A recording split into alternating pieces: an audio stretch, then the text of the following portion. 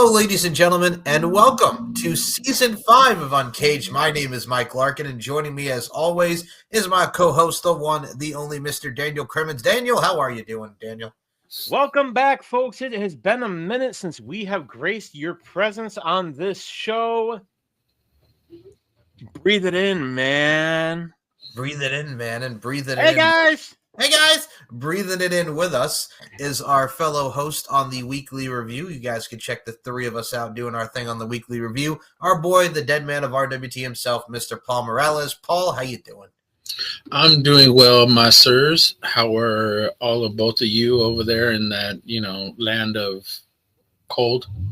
Well, I'm okay today. I'm all right. It's not that bad over here. How are you over your neck of the woods, Dan, in New York? Well, let me pull up the ye old cell phone and see just where we are at. 36. Ooh. So probably the warmest it has been in the past, week. Yeah, that makes sense because it is very, very cold. So we have 36 today, 37 tomorrow, then it goes down to 22. Jesus. I am currently at 51 degrees. Wow. Okay. To quote Shad Gable, I know you love me. I will say this, though. We did beat Dark Side of the Ring because in our premiere episode of Season 5, we are going to be talking about Muhammad Hassan. And the reason why I say that is the Dark Side of the Ring recently came out with a couple of the episodes that's going to be happening, one being Mick Foley and The Undertaker Hell in a Cell, and one being Muhammad Hassan. So it's going to be a great season once Dark Side of the Ring starts in March. But guys, Muhammad Hassan, real name Mark Kopani, wrestled as Mark Magnus in OVW. One of his biggest feuds in OVW was him and Johnny Jeter, who would go on to be Johnny in the Spirit Squad. Johnny! And he was really just, if you've seen his early OVW work, he was just kind of meh. And I say that with the utmost sincerity and respect, but he was just he was there. And then he gets the opportunity to come to the main roster being an Arab American, which his parents have a little bit of that being from Jordan and whatnot. So I got to ask you, and I'll start with our guest here, Mr. Paul Morales, your original thoughts and everything that went into the Muhammad Hassan vignettes with Khosrow Davari, Sean Davari, and what we were really getting with the Muhammad Hassan character. Yeah, but you the one thing you left out was that he was actually OVW champion. Okay, perfect. So you have to kind of add that in there, is that he was a OVW world champion. So that at least he has that to his credit. And put some respect on his name. Put some respect on that man's name. Look, the vignettes were just kind of like out there. The fact that I believe his mom is from Jordan, his dad is actually Palestinian. Yep. That kind of gave that, Arab American, yeah, and then the fact that he's also a part Italian too. So let's not forget that part. Look, dude wasn't exactly the best worker at OVW. The fact that he got the heavyweight title was just kind of weird, but I guess it is a developmental, and it is before WWE got a hold of it, and then what we got. But as far as Muhammad Hassan, the vignettes were cool. I mean, you could already see at the time that it was the after effects of what 9/11 was. You had already knew that he was just gonna go out there and generate heat. You knew that just by the vignettes, by what he was saying, and the words that were coming out of his mouth. You already knew at that point this was going to be controversial from the beginning. Mm-hmm. Daniel, what were your thoughts on Muhammad Hassan and the initial reaction of what we got? If I remember right, so he debuted around 2006, right? 2005, 2006. Yeah, 2004, 2005. 2004. I remember when I was a kid, when I was maybe 17, 18 or so, my brother took me to this house show in Binghamton, New York. Mike, I know you know the town name. Yep, very much. And, one of the cool things, maybe it was a Raw. It might have been a Raw, and, they always do like the dark match where they show you guys that are just about ready for TV, like to just say, to see how the crowd's going to react. And I remember, because I don't think the vignettes had started yet. No. And I remember seeing this guy, and you hear he had the music even back then. And that music was freaking cool. I'm sorry, I don't care what anybody says, that music was awesome. All right, and I remember seeing him, and I'm like, the crowd was already booing him, and like he wasn't even saying anything. Like he wasn't, because you know how the vignettes started initially, where you're like, hey, this is the American dream, this and that, and he was trying to be a face. And then immediately it turned, and it's like, well, this is that. And I mean, I remember seeing, I was like, okay, this guy, there's something special about this dude. Like, so to see that in person, to see like an early iteration, and if I remember right, 2005, that would have been right before WrestleMania, right after WrestleMania 20, I think it was. Before WrestleMania 21, after WrestleMania 21, yep. And I think, oddly enough, you know who he wrestled? Nick Dinsmore. Oh, from Eugene, yep. He wasn't Eugene yet.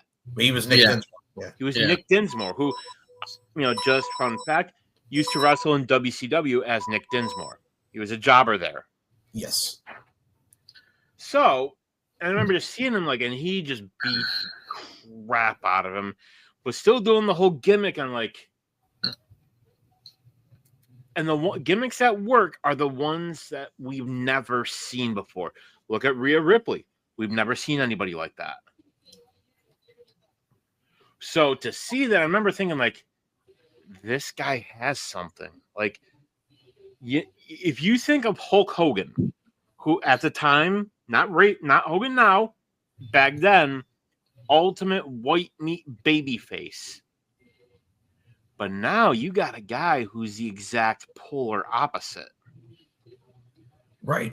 And I mean, to go off your point, much like Paul said, coming from the Ohio Valley Wrestling, the OVW developmental, being their champion, like Paul mentioned there, and you getting to see him and Nick Dinsmore in a dark match, I equated to when I first saw Eminem, Johnny Nitro, and Joey Mercury against Hardcore Holly and Charlie Haas at Madison Square Garden at a house show before we got the Eminem gimmick on TV. Looking at this dude, and I look at it like this, those vignettes where he's talking about ever since 9/11, and you guys are against us because we're Arab Americans, and the way you have him debut, when you interrupt Mick Foley on Monday Night Raw and get the nuclear heat that he got, my goodness gracious, who better than the ultimate babyface that Mick Foley?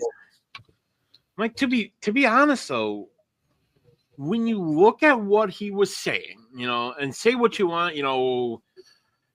liberal, woke, whatever. If you look at the sheer context of what Muhammad Hassan said, right, and you compare it to that time, now we're talking just a couple years after 9/11.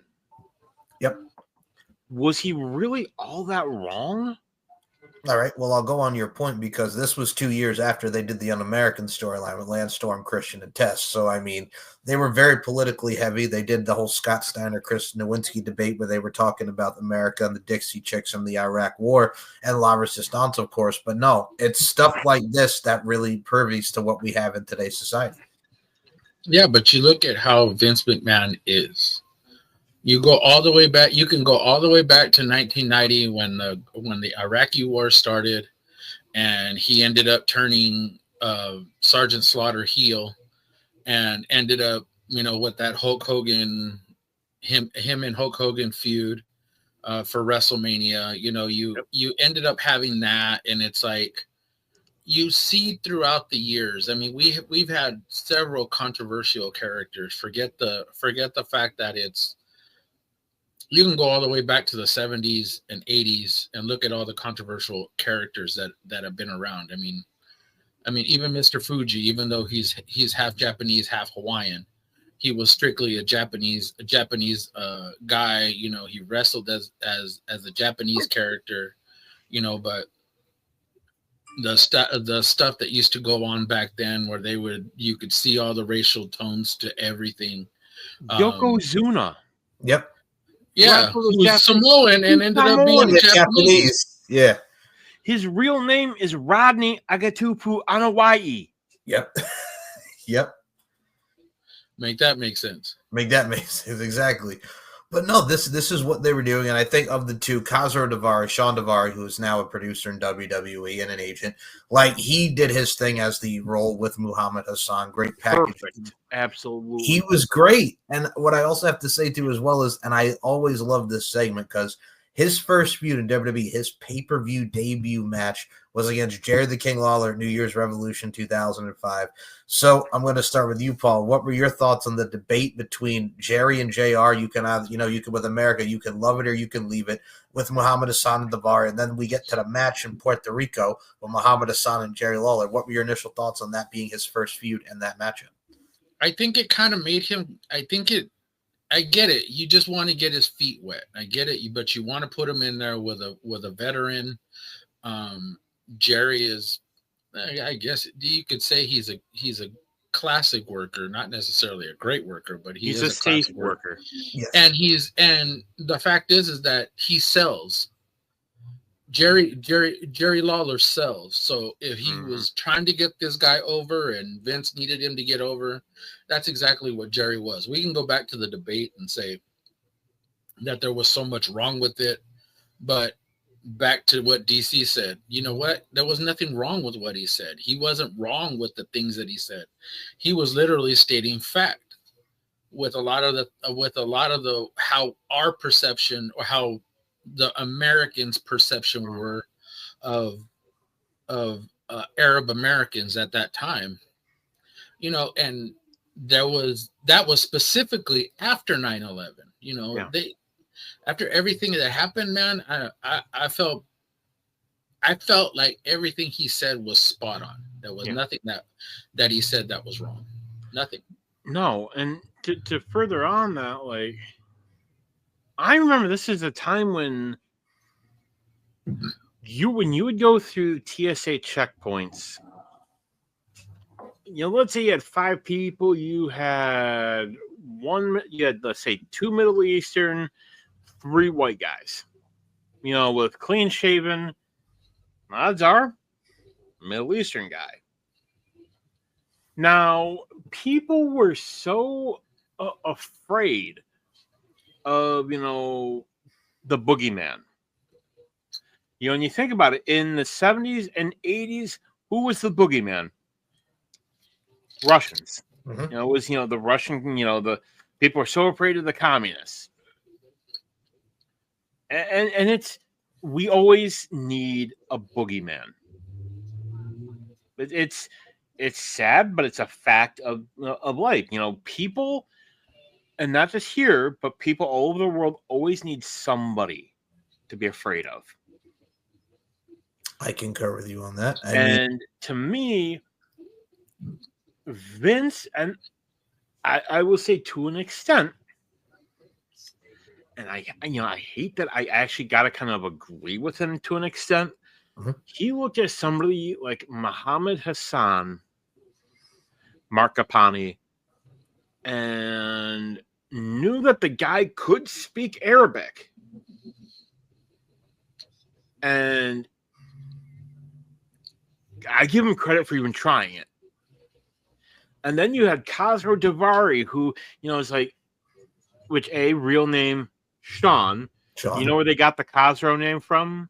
Iron Sheik. Iron Sheik. His real name, Khazro Vaziri. Mm-hmm. Rest in peace, Sheiky baby. Fuck the Hulk Hogan. Fuck the Hulk Hogan. Which, just as an aside, I gotta think he's smiling, happier than a pig in shit, knowing that the whole fucking wrestling world hates Hulk Hogan right now. Oh, he's got to be thrilled of it having smiling. Sheekamania, baby. Sheekamania running wild. But no, I got to go with your point just because Vince knowing this and Sean Davari being from Iran and everything that went into that whole thing, like it worked perfectly. And the other part is that I loved about him taking on a legend like Jerry Lawler. Like, that's not only a very good first win, but then it snowballed into he beats Jericho, he beats Benoit, he's beaten guys like the Hurricane, he's beaten Sergeant Slaughter. They're building and building and building him up. And like you mentioned, to the fact that there has to be that good boogeyman. Like, I was 12 years old at the time when this whole storyline really started. And I'm thinking to myself, man, as I go into TSA, like you mentioned, or I go to the airport, you look at this, this is real world, real life problems that America's going through. And the political climate and the social climate and tech, I mean, this dude's racking up wins. And then you go to the shows, WrestleMania 20 at WrestleMania, like you mentioned, Nick Dinsmore. He's in a segment with Eugene. He is beating down that boy Eugene's got him in the camel clutch.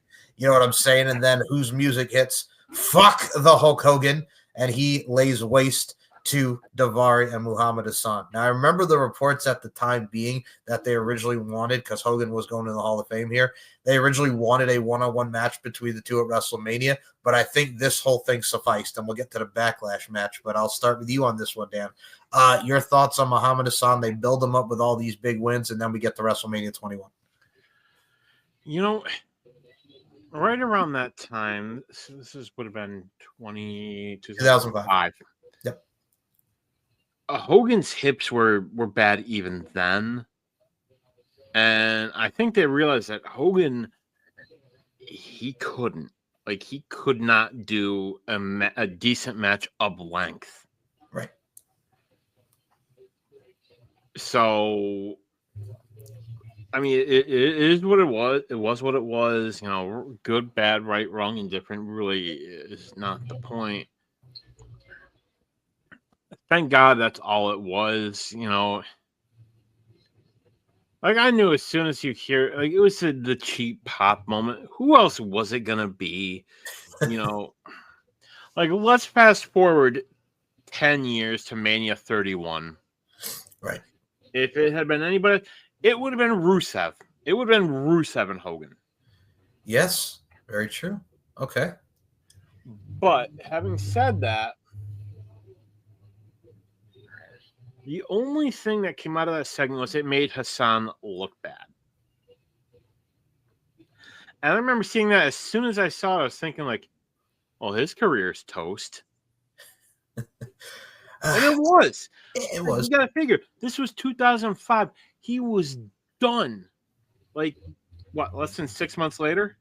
Yeah, but I mean, even if you go back 3 months, like, he got so much heat that everybody in the Royal Rumble stopped and looked at him and eliminated him, which was like the best part of that heat. Like, you're the one who's getting targeted in the Royal Rumble. Everybody eliminates you. Then you get to WrestleMania, and then you have this big moment with Hulk Hogan. And it's just like you mentioned, him being dead on water. And we'll get to the Backlash match. But I got to ask you, Paul. No. Oh, you know, he goes from getting eliminated in the Rumble by everybody, having that nuclear heat, building up with the wins and racking them up, and then you get to WrestleMania 21. What were your thoughts on this whole situation with the Hogan deal? It was it was one of those crazy segments. I mean, you kind of already foresaw as to who was going to come out. I mean, it was already this wasn't like a no-brainer. I mean, if the only person that could come out as far as like being that whole real American would be Hulk Hogan. But he got the cheap pop. Of course, this was all before he ended up going on his racial tirade. But still at the time, it was fine. I mean, it was just a segment. It was whatever. But, you know, to some people, it was this whole big old thing. And, you know, the fact that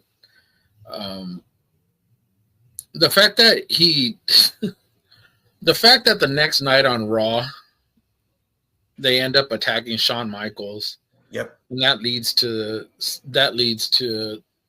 a tag team match with Shawn Michaels and Hulk Hogan versus Daivari and Muhammad Hassan. So I don't know. I guess it was okay. You know, it was, to me, it was nothing big, but it was a cheap pop for WrestleMania. You know, I think the thing that I would have done differently, because he's, again, and I've said it to both of you. I think he's somebody that really the character you could have done a lot more with it, but that Rumble to me, like the burials had already started at that point. So honestly, if you really, the best angles are the ones that they take chances on. Case in point, 1998 or 99, when they put the title on Mick Foley, even if it was 2 weeks, they took a chance and it paid dividends. Absolutely. I mean, when you have when you have an underdog character like that, exactly, Mick Foley, who's the ultimate babyface, and I mean, taking a chance. If we look at this time period with Muhammad Hassan, like Paul mentioned, like the build to Shawn Michaels getting attacked, and one more match they chanted at Hogan and Shawn on his knees, I want you to be my tag team partner. Then you get the tag match, which for those who have not seen the tag match, it's not a bad tag match, but it served its purpose for what it needed to be with Shawn and Hogan winning, but Muhammad did not take the tag. Yeah, but I want to know, how is it that you go from an undefeated streak where you beat Chris Jericho, you beat Benoit. Chris Benoit, yeah. You have these. I mean, he beat Sergeant Slaughter. He beat Gregory Helms, which was the Hurricane. Yeah. He had a good streak, along the way, but it's not Goldberg, but we all know about that. So, but still, he had a streak. He had a streak, and he was winning, matches or whatever. But you didn't do nothing with it. You didn't. I mean, granted, later, you did get a setup with John Cena down the line, to again end up in a world heavyweight championship match, but that was down the line. So the fact that they didn't, I don't know. I guess in my mind, it's like you didn't do enough for him to succeed. I mean, even with the character that he had, even with this character. You know what they should have As much of a heel as he was, you didn't do enough for him. I mean, they did the deal where go ahead. Here's what you should have done. And you know what? To me, the best moments in wrestling are the ones that we, the fans, don't see coming. So that would have been Royal Rumble 05, right? Yeah. I would have had Muhammad Hassan win the Rumble. And I would have had WrestleMania 21 go off the air with him. Either of the titles, does not matter which one. Now, Paul, you talked about Sergeant Slaughter and the shitstorm that created. For fans that don't remember, WrestleMania, Paul, this was 7, right? WrestleMania 7. Yes, Paul. Yeah. Was supposed to be in an indoor. Was supposed to be in a stadium, open roof. Yeah, it was supposed to be at Rose Bowl, right? I believe it was supposed to be at the Rose Bowl initially. But there were death threats against Slaughter, so they couldn't take the risk, and they moved it. Yeah, but they also had, because of the time, and it was because of the Iraqi war too. Yeah, they had the death threats towards Sergeant Slaughter, and again, back to controversial bullshit that happened back in the early 90s. Yeah, it was originally scheduled to be at the Rose Bowl. I believe when they did the initial announcement for it, it was supposed to be at the Rose Bowl in Pasadena. And I think somewhere along the line, they changed it shortly after the war kind of popped off. And they figured the Los Angeles Sports Arena was a better venue because it was indoors and they can check everybody coming in. Roof. Yeah. And plus, you're in the middle of South Central LA, so what more war zone do you want to get? Well, where else? Where else are you gonna go? Right, exactly. And I mean, I guess you could have gone to Yankee Stadium, but ooh. Yeah, but you were already trying to do it out here in LA, so you might as well just stay in LA. And at least if you're gonna do it, go down to the hood and be like, okay, we'll take the sports arena in the hood. At least we know we got guards outside. You know what I'm saying? Mike can tell you the neighborhood that the old Yankee Stadium was in. Yep, it was. Oh, it wasn't good. It was not good. It was not good.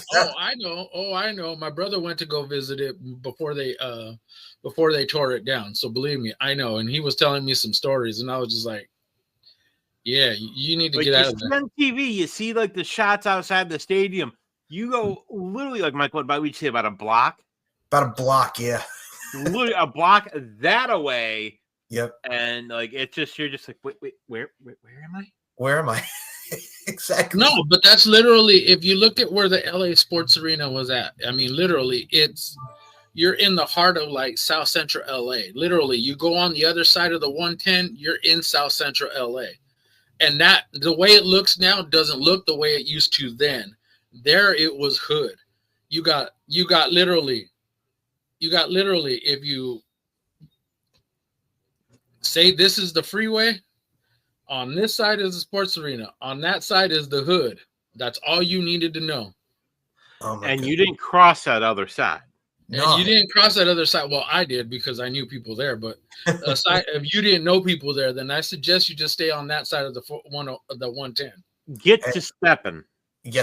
I mean, I've taken well, look at the Prudential Center. Like I friggin' go into friggin' Newark at night, taking those 2 trains from New York to there. Oh God. Oh God. Don't even get me started on that.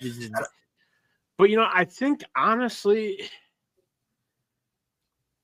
to me, this was a time right around the time Vince wishy-washied and ping-ponged a lot. Like he kept changing his mind, saying, "Oh no, I want this. I want this person."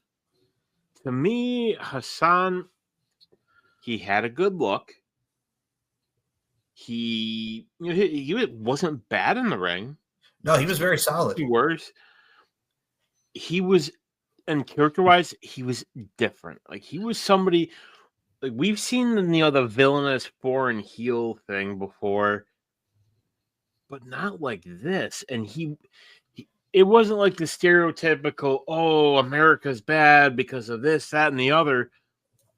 He was giving us specifics. Like he was giving us like reasons, like why, saying this is wrong, this is wrong, this is wrong. Right. And it was legitimate reasons where you could go up, look up, be like, oh, okay. Ooh, yeah, that did happen. So I think this was a time where they should have strapped the rocket to him. And to quote a certain wrestler, to the moon. Ironically, do you know who brought him into WWE from OVW? Jim Cornette. That goddamn son of a bitch, Jim Cornette? Jim Cornette. All right. The guy who beat the shit out of Santino Marella. Just slapped exactly. That guy. Yes, that guy. But no, guys, like I look at it from a stance like this. You have Cornette. Which, by the way, they still don't like each other. Oh yeah, no, not at all. They don't like each other. I mean, you got Jim Cornette bringing him in, and Jim Cornette was doing his thing in OVW at the time, along with Danny Davis and many others. But I mean, I look at even this particular time period now, like you're talking about, like you talk about strapping the rocket to him and taking it to the moon. Like for one night only, I mean, he got to beat Shelton Benjamin for the Intercontinental Championship by cheating, and then Shelton Benjamin won it right back. Like thanks to Stone Cold Steve Austin. So I mean, he got a very small taste of gold with the Intercontinental Championship. Like Paul mentioned, later down the line, he goes against John Cena on Raw for the WWE title, and John Cena beats him with like less than a minute. It was such a short reign, and that ended his undefeated streak on Raw. Then the fact was that you got him in a match with John Cena. John Cena was your face of the company. Right. So it wasn't like it was just it wasn't like, and no offense to Shelton Benjamin, but it wasn't against Shelton Benjamin. I mean, literally, he was your face of your company. So you got him in the ring with John Cena. Yeah, John squashed him, and that pretty much started the descend for him in the company, because it wasn't long too after that, that he ended up,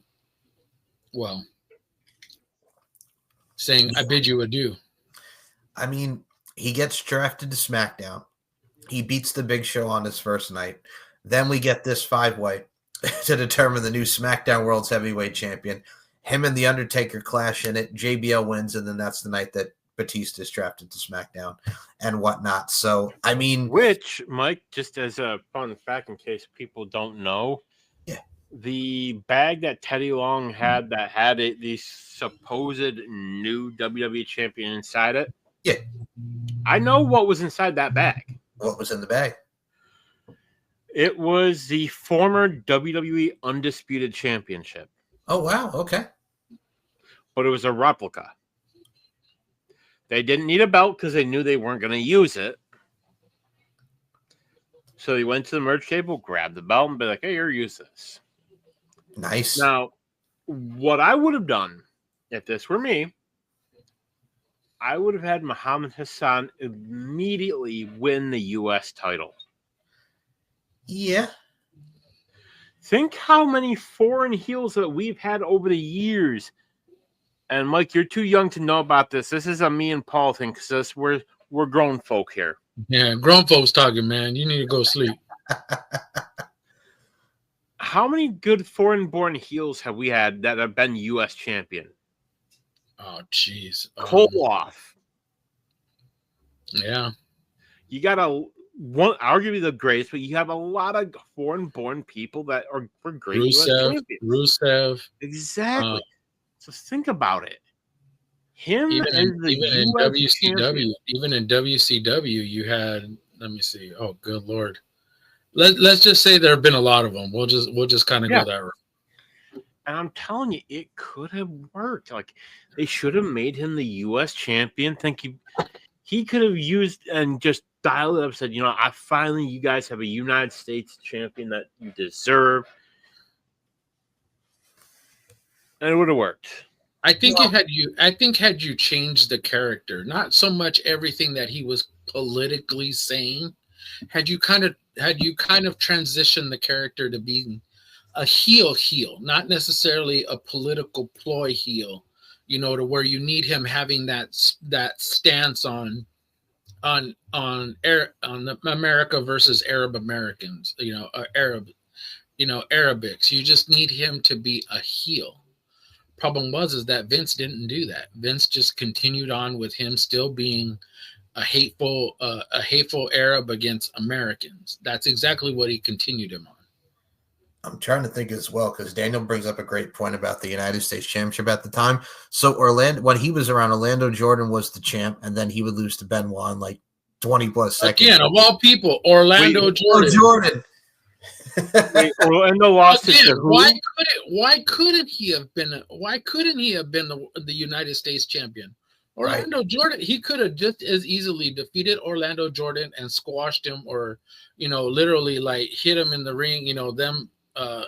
Hit him or attack him in the ring. Them ring the bell, him putting the camel clutch on him.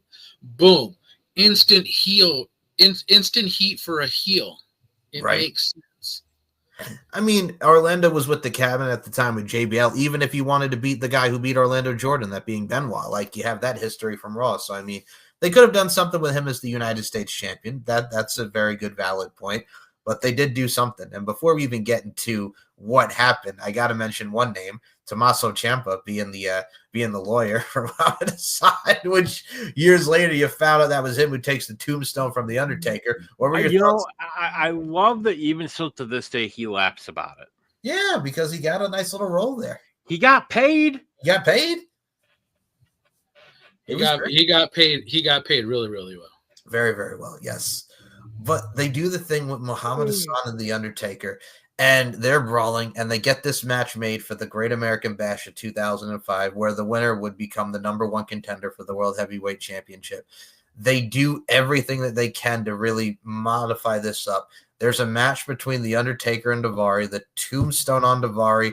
Daivari's going to be the sacrificed, and then it happened. And the black mask, the black everything, it's very terrorist-esque, and the London bombings happened that same week, and everything that same day. Now, mind you, this was already taped. This was already taped. This was taped prior to the bombings. Yes. This was all taped prior to the bombings happening. And I don't think it was that night. Wasn't it like a couple of days later? And then all of a sudden, it was that day. So it was that. Okay, then it was that night. SmackDown was supposed to go on the air, I think about 8 p.m. Eastern, maybe 9. 8. So, and I think the London bombings happened that morning. I think it was like maybe Michael, like 11 or 1 o'clock p.m. Eastern time. It's got to be like early afternoon, like 1. So it was right around that time. So if you figure if it was 1 p.m. London time, that means it was still morning here. No, 1 p.m. Eastern American time. Oh, yeah, okay. Because they're 5 hours ahead. Yep. So it was late evening. It was late evening. What they easily could have done, they could have easily censored it out, or at the very most put a disclaimer on the show that just say, hey, this show was taped on Tuesday. We didn't have the time to edit it out and put something else on. Now, nowadays, with both shows being live, that would have been very easy to cut out. Yes. Yeah, but you go back and you look at it. How you guys got it? You guys didn't get it live, did you?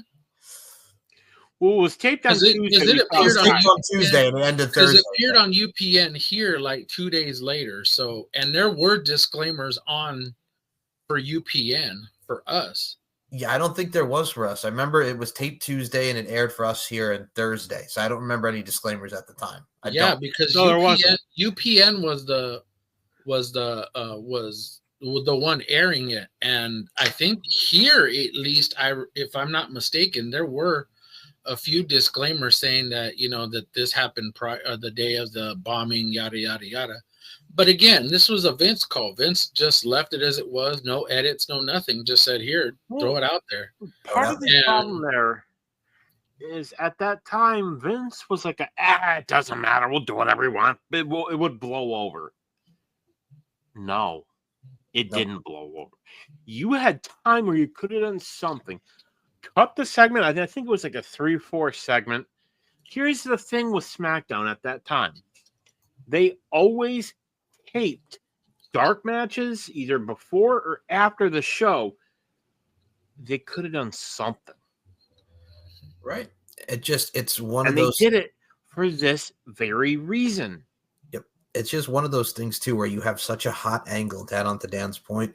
Like, it's such a hot angle. He has him in the camel clutch, that being the Undertaker, and all this happens. And then just the London bombings happen and everything.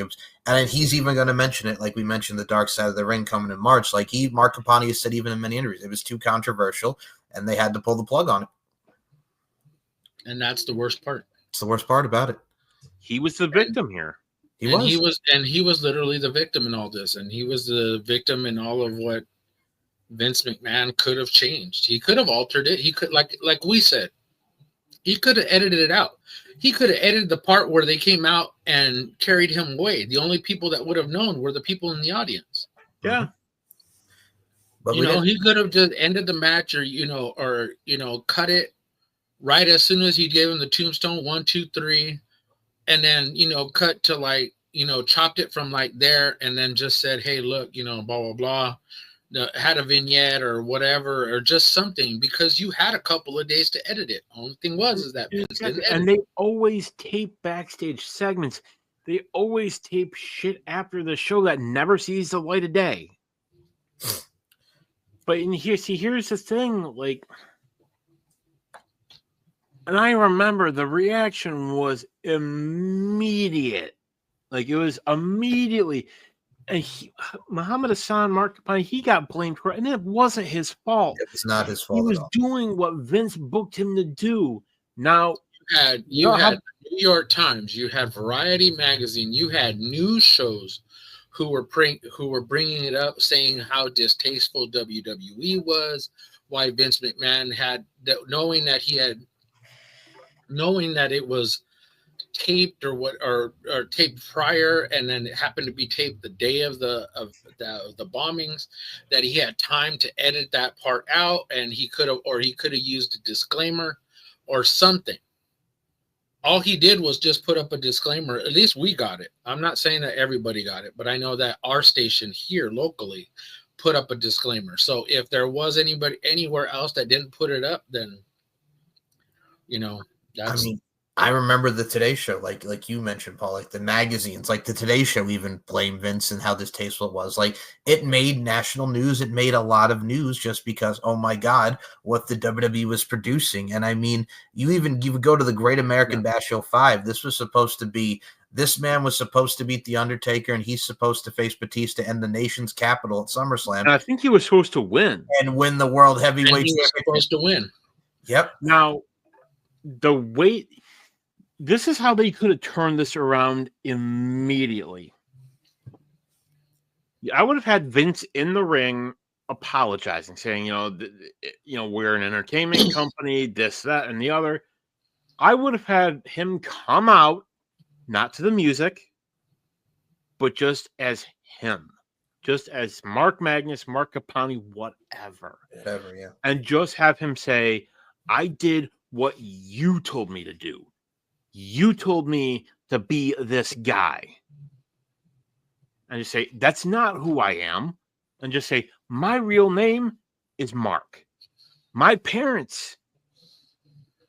father was Italian.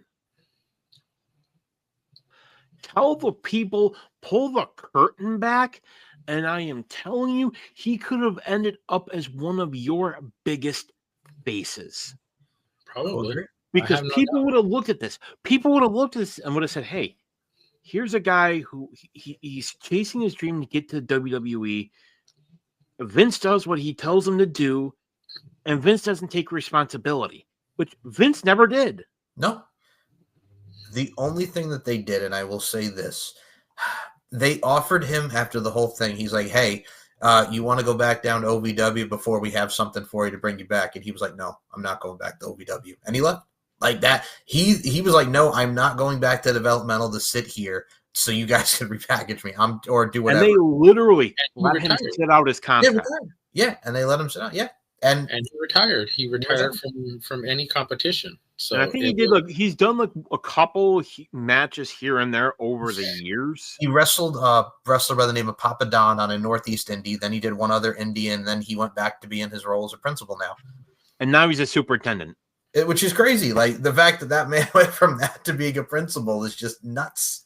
There was an interview. I think it was Chris Van Vliet asked him about it. He said, do people ever recognize you?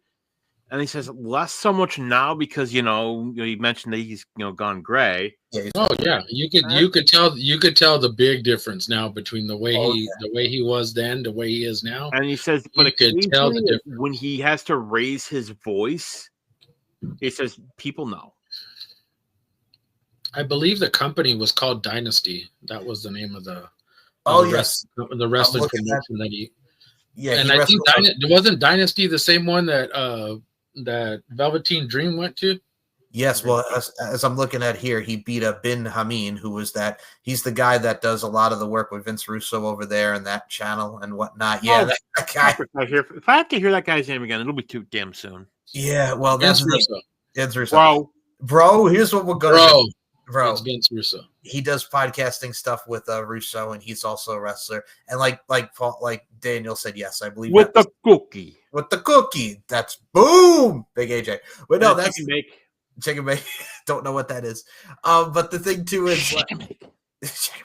The fact of the matter is, like Daniel said, that's the same promotion that Velveteen Dream was on in Indy. Oh boy, yeah. Oh. But here's what the kicker is that you had him face your top stars. You had this guy face. Look at the list. You had him John Cena, Shawn Michaels, The Undertaker. You had him beat Chris Benoit. You had him beat Chris Jericho. I mean, the who's who of guys that he beat and the guys that he wrestled against. It wasn't like you were sending him out there just to be a jobber to people or to get beat up because of the political stance that he was taking. No, you put him on a streak. You made him a heel. You didn't give him the best storyline. The fact other than him being Arabic and hating Americans, you didn't really put him in much of. You didn't really take him outside of the box of other than what you had initially planned for him. You had nothing else outside of that. In other words, the extended plan for him was just that. I mean, yeah, if he was to beat Batista, for the world title, hey, cool. What do you have after that? That's the thing too. It's like, what do you do afterwards? And I mean, you also have to understand. You also have to understand at this time period as well, like we've went through his short tenure from late 04 to 05. You also have to understand, like, he wasn't well liked by the locker room because they're thinking, who the F is this guy? He's getting pushed to the moon so quickly. And there was that infamous story when he was on Wrestler's Court because someone egged him on to go up to Eddie Guerrero and say, hey, why are you doing the camel clutch when I'm doing the camel clutch? When it's like, hello, Gory Guerrero, the legendary Gory Guerrero, Eddie Guerrero's father, did the camel clutch. So it turned into a whole big thing. So you had guys messing with him, and a lot of them didn't like him because he was getting pushed so quickly. The one mistake I will say that Mark Kapani, Muhammad Hassan made at that time, it was like the one thing in WWE that you did not do was piss off Mark Calloway. Yeah, he pissed off the Undertaker. That too. You did not. You could have pissed off literally anybody. But Undertaker? Yeah. You pissed off the guy who everyone compares to like the Vito Corleone of the WWE locker room. Like even now today when he shows up, you kiss the ring. It's a respect thing. And I mean, he got the ability and he had the chance to go against one of the greats, which he did. Like Paul said, we mentioned all the greats he's beaten and he's defeated. Also at the same time, too, I got to say, in the short run, to really summarize it and symbolize it, it's memorable. It's 20 years later. We're still talking about it. And also, number two, it's a sad thing of what could have been. He could have gone for the U.S. title and worked his way up if he would have beaten Batista. There's a lot of what ifs there, but it's such an unfortunate twist of fate, pun intended, that he had to deal with the unfortunate circumstances that happened. But it was an unfortunate twist of fate, and he ended up getting deleted. But I got to say, I saw what you did there. But I have to say, in the months that we did have, I got to say, we're still talking about it, number one. But number two, he is going to go down as one of the most polarizing figures in the WWE history books.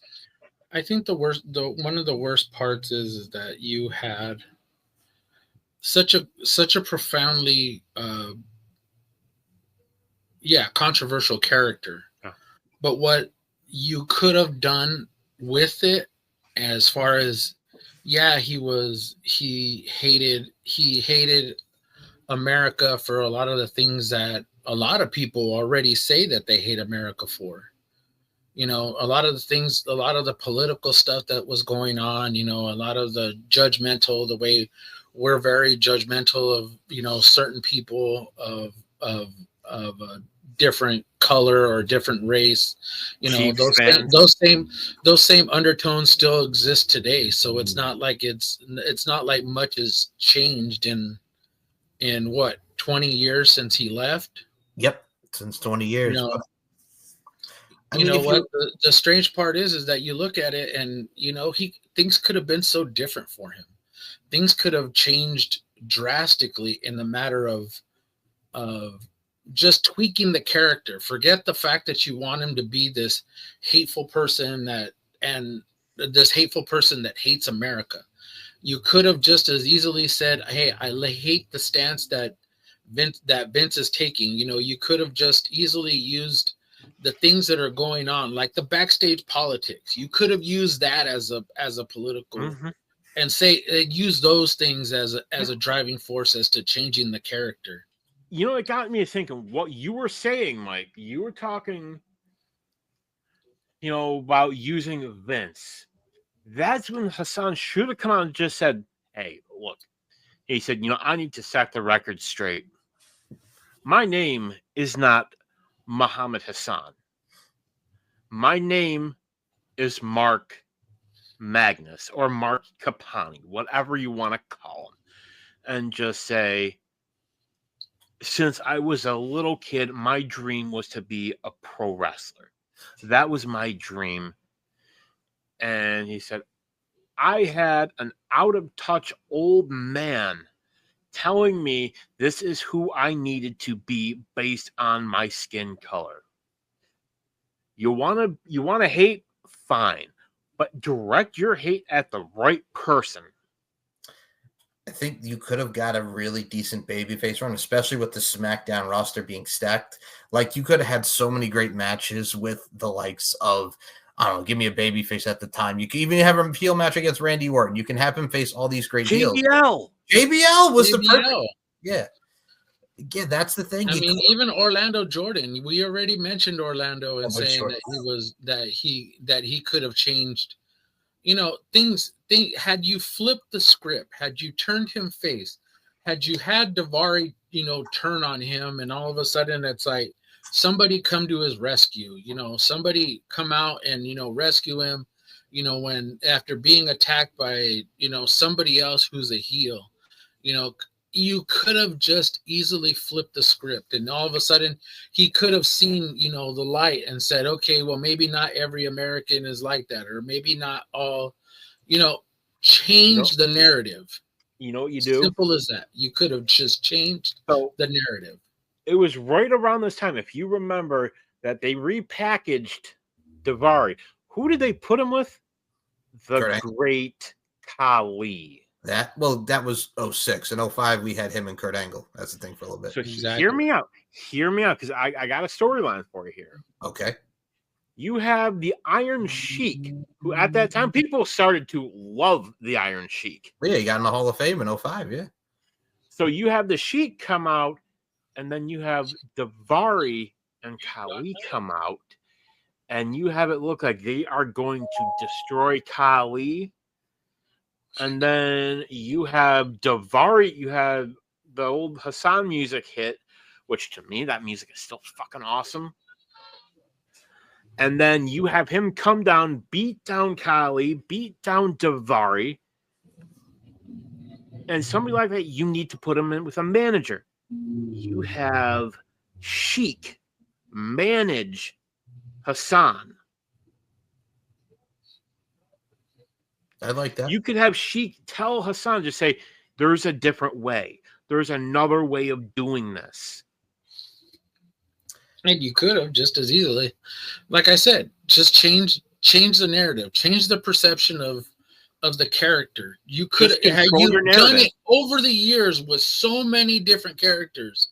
I don't understand. I mean, even the ones who were like the worst fucking heels. Eddie Guerrero was a prime example of somebody who was likable, then all of a sudden he was just a hateful heel.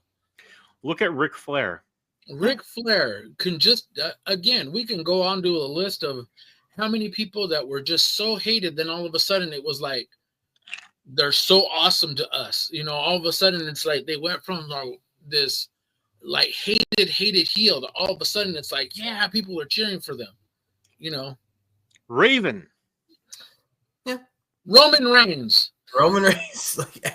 There's so many people, but I will say this, with the list of characters and what makes this fine art form, this fine craft of professional wrestling, Muhammad Hassan, number one, you deserve better, but number two, we got to appreciate for the amount of time that we did get with him on the main roster for those X amount of months. So Muhammad Hassan, a legendary figure, a polarizing figure, or a controversial character, but god dang it, they could have done so much more. We appreciate what we got. So much more.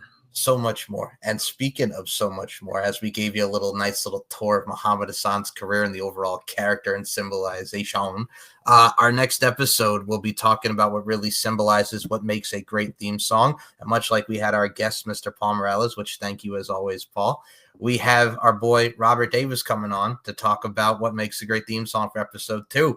So with that being said, also with Robert Davis. Great theme song. Yes, there you go. There's a prime example. The Undertaker. Something so simple. You've done it now. You've done and made a big mistake. Oh, and I can't allow. You just walk away. So no, turn around. You think you can just walk away. I know. Yes. I can't with you. But yes, that is the first. Yes, you can, and yes, you do. You first deal with it with me on this show, and you deal with it with both Paul and I on the weekly on our review. show. Yes, so definitely check that out. But there's a lot more to come with this season of Uncaged, you crazy bastard.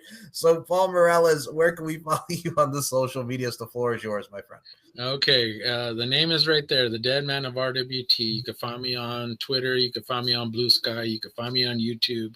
You can find me on TikTok. I believe I'm still there. Yeah, so it's still around. Okay, then it's still around, so you can find me there too.